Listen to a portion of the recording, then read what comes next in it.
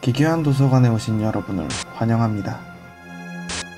크툴루 신화에는 다양한 신들이 있습니다. 그리고 그 신들 사이에서도 가족 관계가 형성되어 있습니다. 오늘 알아볼 내용은 아우터가 신 요고소토스와 슈브 니그라스의 손주이자 누그와 예브의 자식이며 하스터와 배다른 형제인 크툴루, 그것도 크툴루의 자녀들에 대해서 이야기해보겠습니다. 가시죠. 먼저 크툴루의 아내는 3명입니다. 그레이트 올드원인 이드 야, 그리고 스쿠타이와 카소그사라는 이름의 아내가 있습니다.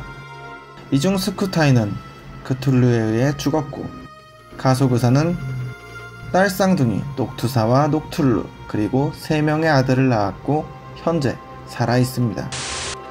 이드야와 크툴루 사이에서 낳은 자식은 장남 과타노차, 차남 이토구와 삼남 조스오무그, 장녀 크틸라, 그리고 크툴루의 피에서 태어난 로고그가 있습니다.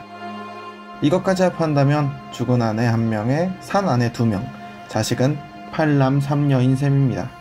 그럼 본론으로 돌아와서 크툴루의 자녀들에 대해 이야기하겠습니다.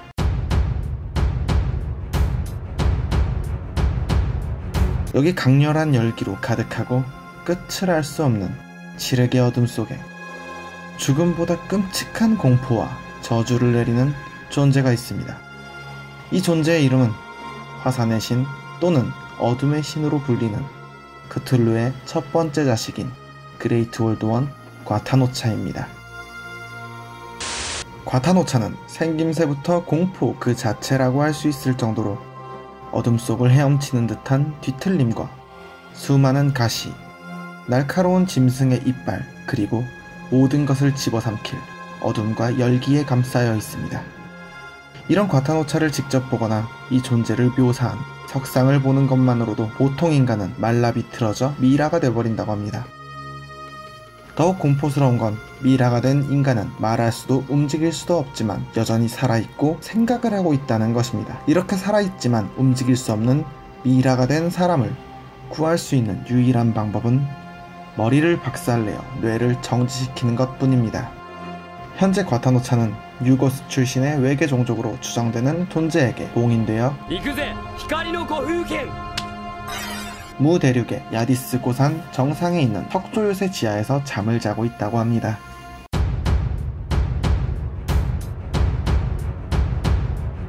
구덩이에 사는 자라는 이명을 지닌 이 존재는 크툴루의 둘째 자식이며 그레이트 올드원입니다. 외눈박이에 촉수 수염이 달린 괴형의 존재이며 연체동물 같은 벌레 종족 유기아를 이끄는 존재입니다. 엘더갓에 의해 심연에 봉인된 상태이고, 과타노차가 있던 무 대륙에서 이소그타를 숭배하는 사람들이 이소그타의 봉인을 풀어 과타노차와 싸우려 했지만 당시 과타노차는 무 대륙을 박살내버렸기 때문에 무산되었습니다.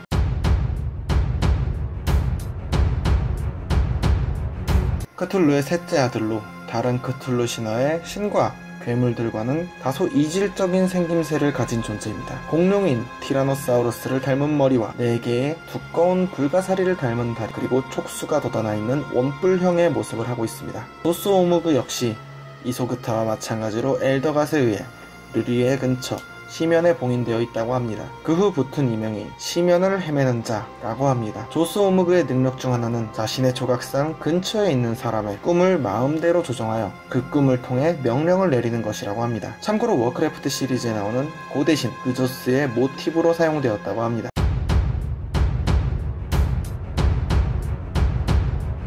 크툴루의 딸인 크틸라는 다른 자식들과 달리 만들어진 목적이 분명하다고 합니다.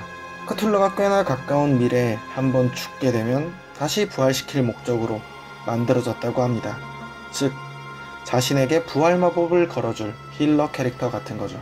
그래서 이제 크툴루가 상당히 보호하는 편이고, 크툴루를 숭배하는 디번들 역시 그녀를 보호하고 있습니다. 크틸라는 자신의 몸을 자유자재로 변형할 수 있습니다. 대표적인 모습으로는 빨간색 바탕에 검정 고리 무늬가 새겨진 거대한 몸과 6개의 눈이 달린 문어 머리를 하고, 8개의 팔에는 60cm가 넘는 발톱이 잔뜩 나 있으며 작은 날개가 달린 형태를 하고 있습니다.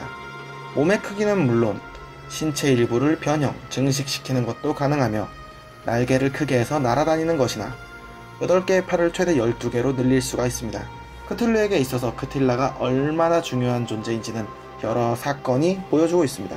크틸라의 정체를 알게 된 폰 윤츠라는 인간에게 보이지 않는 괴물을 보내서 죽였으며, 폰 윤츠의 친구인 알렉시스라는 여성이 크틸라의 정체를 알기에 살해된 뒤 자살로 위장되었습니다만, 알렉시스는 죽기 전 크틸라의 이름을 글로 써놓았기에 결국 인류학자들에 의해 알려지게 됩니다. 또 한 번은 그레이트 올드원과 적대하는 인간단체 월머스 재단이 크틸라의 말살을 위해 무려 핵공격까지 준비했었습니다.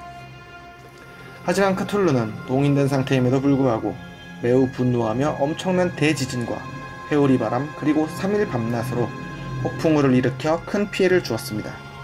이처럼 크툴루에게 유일한 애정과 보호를 받는 크틸라였습니다.